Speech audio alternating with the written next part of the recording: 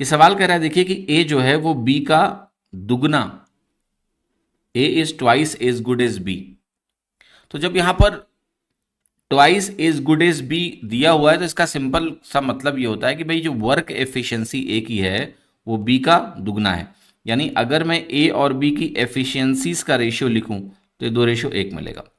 आगे दिया हुआ है कि ये मिल के किसी कार्य को 14 दिन में पूरा करते हैं, कितने दिन में ए अकेले इस काम को खत्म कर देगा। तो देखिएगा ध्यान से, मिलके मतलब टोटल एफिशिएंसी 3 होगी और ये दिन कितना लगाएंगे, 14 लगाएंगे, तो टोटल कितना हो गया हमारे पास 42 डेज।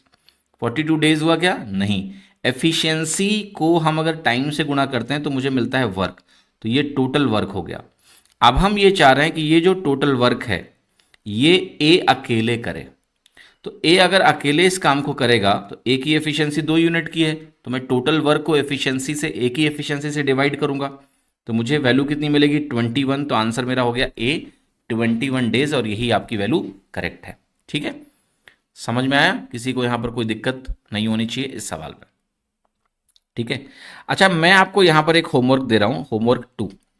होमवर्क 2 आपका ये है कि अगर ए और बी अल्टरनेट डे पे काम करेंगे, एक एक दिन, मतलब एक दिन ए करेगा फिर एक दिन बी करेगा, अल्टरनेट डे काम करेंगे, starting with A, starting with A जहां पर ए शुरुआत करेगा, तो आपको बताना है कि number of days required for work completion, number of days required for work completion, इस काम को पूरा करने में कितना दिन लगेगा।